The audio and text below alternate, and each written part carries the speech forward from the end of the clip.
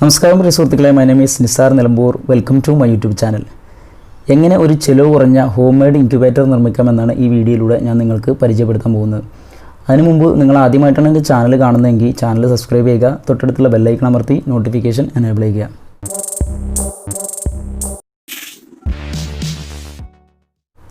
നമ്മൾ ഇൻക്യുബേറ്റർ ഉണ്ടാക്കുന്നതിന് മുമ്പായിട്ട് എന്താണ് ഇൻക്യുബേറ്റർ എന്ന് അറിയാത്ത കൂട്ടുകാർക്ക് വേണ്ടിയിട്ട് ഒരു പരിചയപ്പെടുത്തൽ. ഇൻക്യുബേറ്റർ എന്നാൽ കുറച്ച് കൂടുതൽ മുട്ടകൾ നമുക്ക് കോഴിയുടെ സഹായമില്ലാതെ തന്നെ വിരിയിച്ചെടുക്കാനുള്ള ഒരു സംവിധാനമാണ്. അതായത് 37.5 ഡിഗ്രി സെൽഷ്യസാണ് സാധാരണ ഒരു മുട്ട വിരിയാനെടുക്കുന്ന ടെമ്പറേച്ചർ.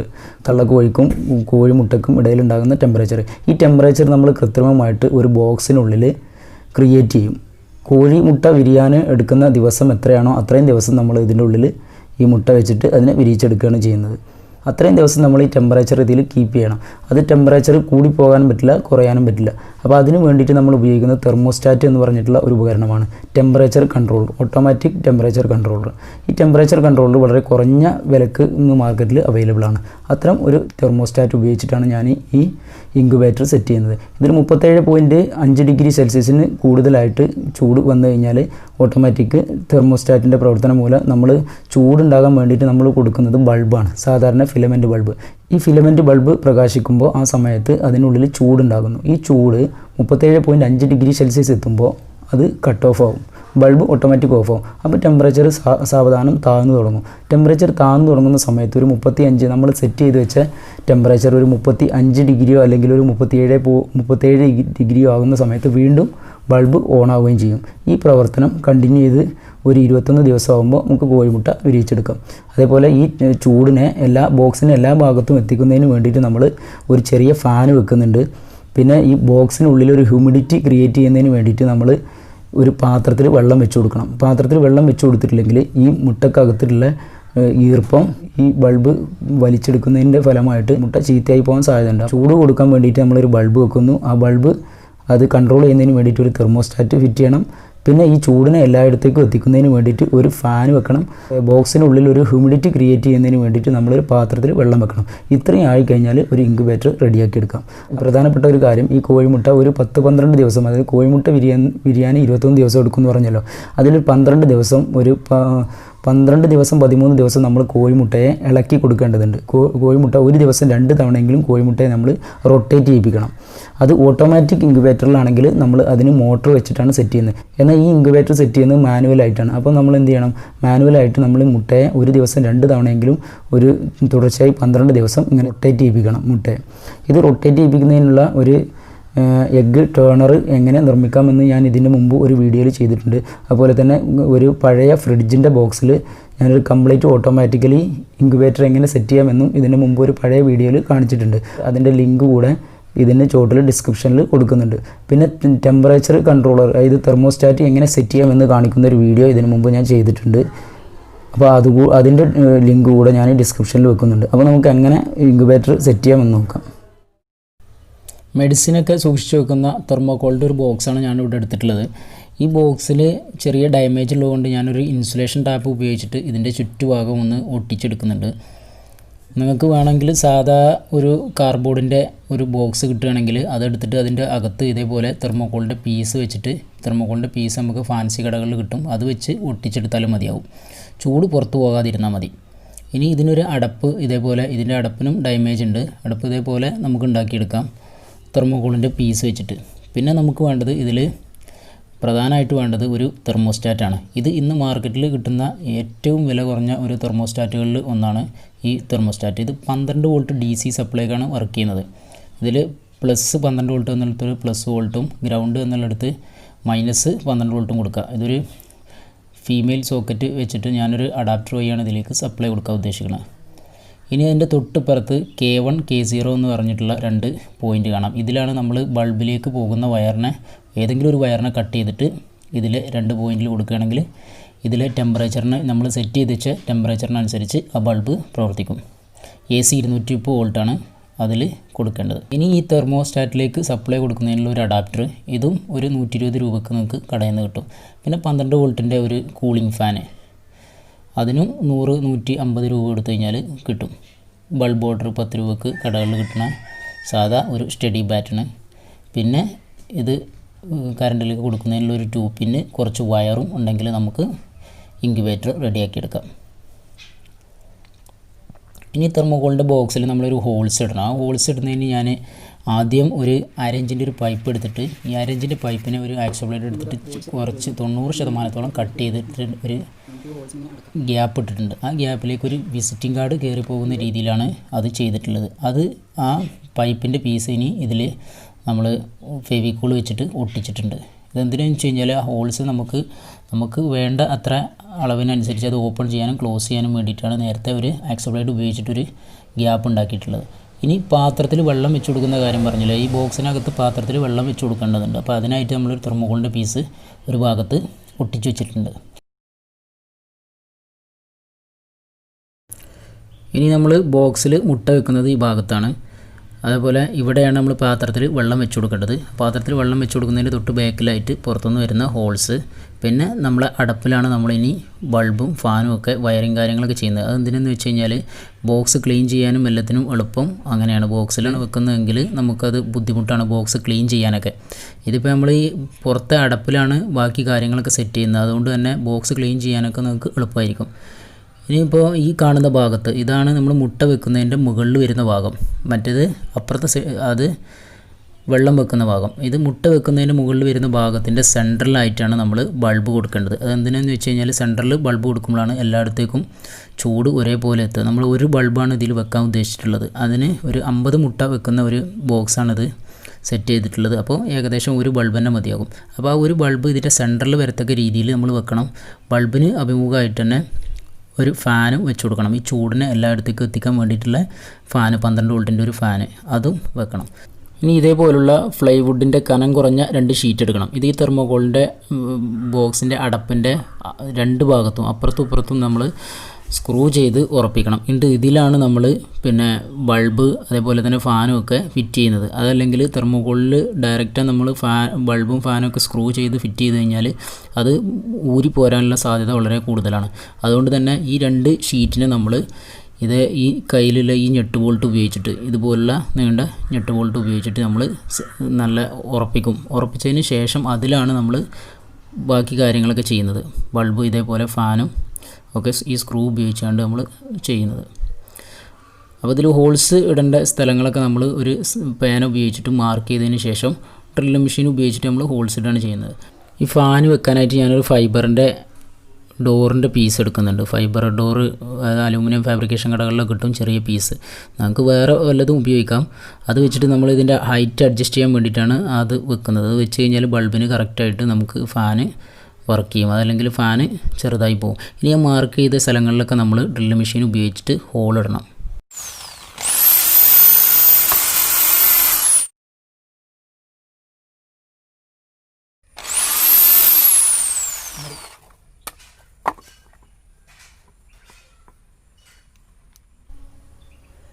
നമ്മൾ മാർക്ക് ചെയ്ത ഭാഗങ്ങളൊക്കെ നമ്മൾ ഹോൾസ് ഇട്ട് റെഡി ആയിട്ടുണ്ട്.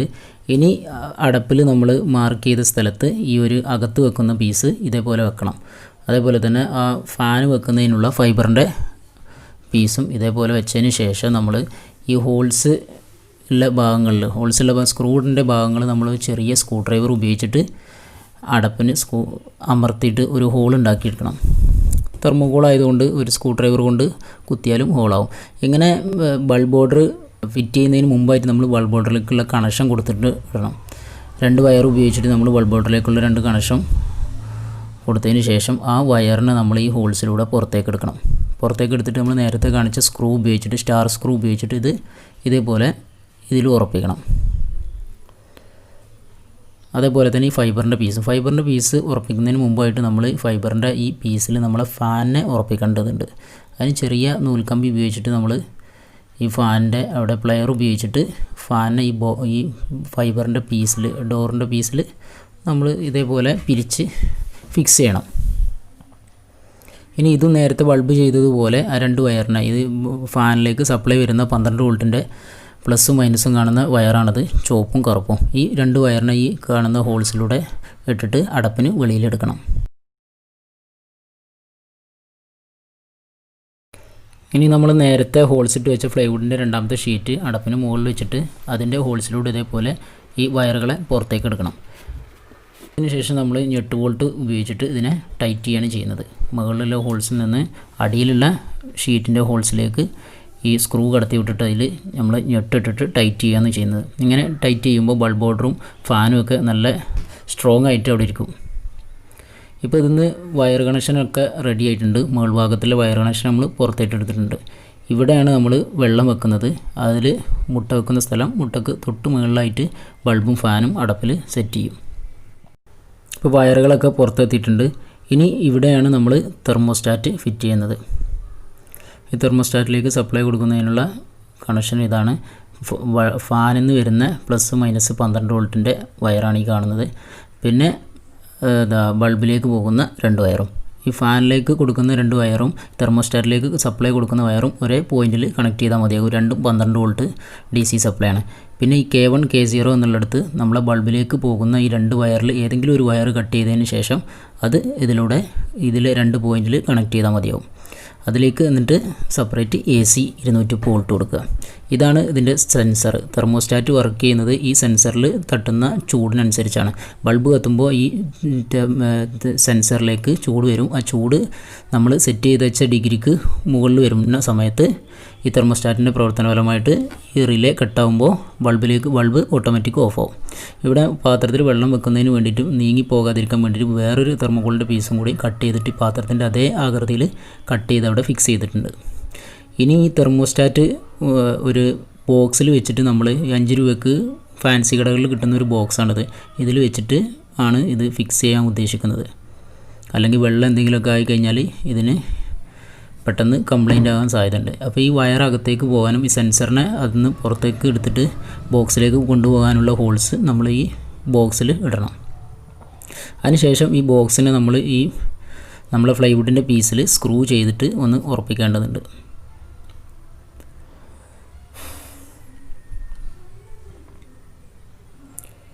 ഇനി വയറുകളെ നമ്മൾ നേരത്തെ ഇട്ട ഹോളിലൂടെ അകത്തേക്ക് എടുക്കണം. ഈ ബോക്സിനകത്തേക്ക് കൊണ്ടുപോകണം. ഇത് ഫാനിൽ നിന്ന് വരുന്ന ഫാനിലേക്ക് സപ്ലൈ കൊടുക്കേണ്ട 2 വയർ, +- 2 വയറുകൾ. ഇത് നമ്മൾ DC സപ്ലൈ ഈ തെർമോസ്റ്റാറ്റിലേക്കും ഫാനിലേക്കും കൊടുക്കേണ്ട ഒരു സോക്കറ്റാണിത്. ഫീമെയിൽ സോക്കറ്റ് അഡാപ്റ്ററിൽ നിന്ന് വരുന്ന കണക്ഷൻ ഇതിലാണ് കൊടുക്കേണ്ടത്. പിന്നെ വരുന്ന ബൾബിലേക്ക് പോകുന്ന 2 വയറുകളാണ് ബൾബ് കത്തുന്നതിന്. അതിന് നമ്മൾ ഇതേപോലെ ഏതെങ്കിലും ഒരു വയറിനെ കട്ട് ചെയ്തതിന് ശേഷം അതിൻ്റെ 2 അറ്റവും ഈ ബോക്സിനകത്തേക്ക് കയറ്റിവിടും. അതാണ് തെർമോസ്റ്റാറ്റിൻ്റെ K1 K0 എന്നുള്ള ആ പോയിന്റിൽ കൊടുക്കേണ്ടത്, ഈ 2 എൻഡുകൾ.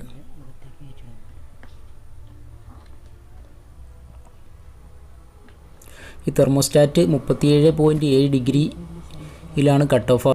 അതെങ്ങനെ സെറ്റ് ചെയ്യാന്നുള്ളത് ഞാൻ മറ്റൊരു വീഡിയോയിൽ ചെയ്തിട്ടുണ്ട്.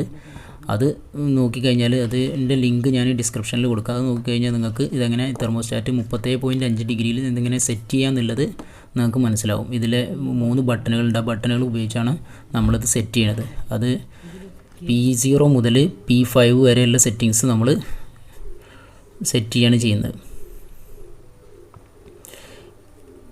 ഇനി നമ്മൾ അഡാപ്റ്ററിൽ നിന്ന് വരുന്ന 12 വോൾട്ട് സപ്ലൈ കൊടുക്കേണ്ട സ്ഥലത്ത് കൊടുക്കേണ്ട ആ പിന്നും അതുപോലെ തന്നെ ഫാനിലേക്ക് പോകുന്ന ആ പ്ലസും ഇതേപോലെ നമ്മൾ പിരിച്ചു വെക്കണം.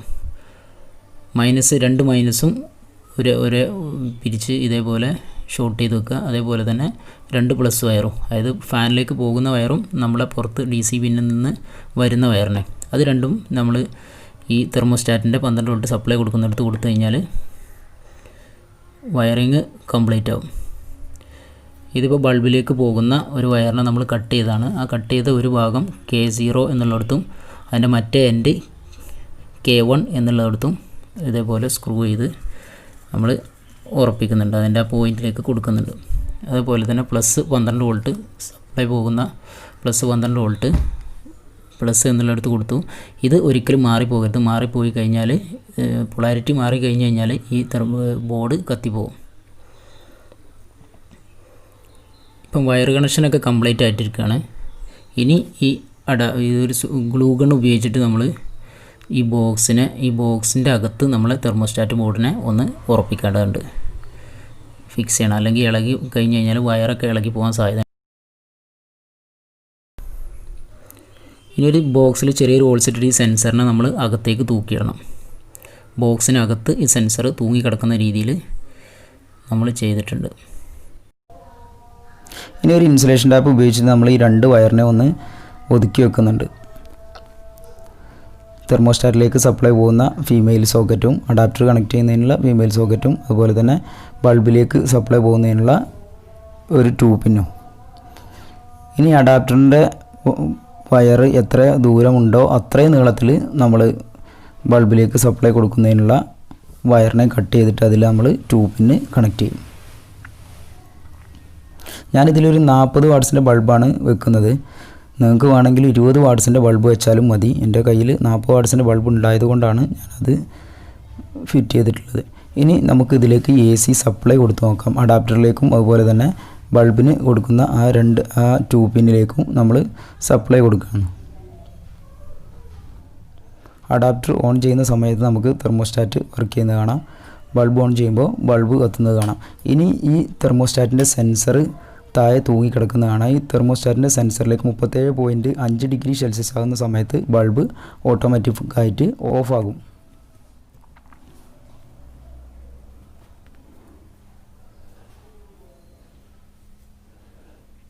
ഓക്കെ, 37.5 ഡിഗ്രി സെൽഷ്യസ് ആയപ്പോൾ ബൾബ് ഓഫായിട്ടുണ്ട്. ഇനി ടെമ്പറേച്ചർ കുറഞ്ഞു വരുന്ന സമയത്ത് 37.4 ഡിഗ്രിയോ 37.2 ഡിഗ്രി നമ്മൾ സെറ്റ് ചെയ്ത് വെച്ചാൽ എത്രയാണോ ആ ടെമ്പറേച്ചറിൽ എത്തുന്ന സമയത്ത് വീണ്ടും ബൾബ് ഓൺ ആവും. ഇപ്പോൾ നമ്മുടെ ഇൻക്യുബേറ്ററിൻ്റെ വർക്ക് കംപ്ലീറ്റ് ആയിട്ടുണ്ട്. ഇനി ഇതിൽ മുട്ട വെച്ച് തുടങ്ങാം. കൂട്ടുകാർക്ക് വീഡിയോ ഉപകാരപ്പെട്ടെന്ന് വിശ്വസിക്കുന്നു. വീണ്ടും അടുത്ത വീഡിയോയുമായി കാണാം.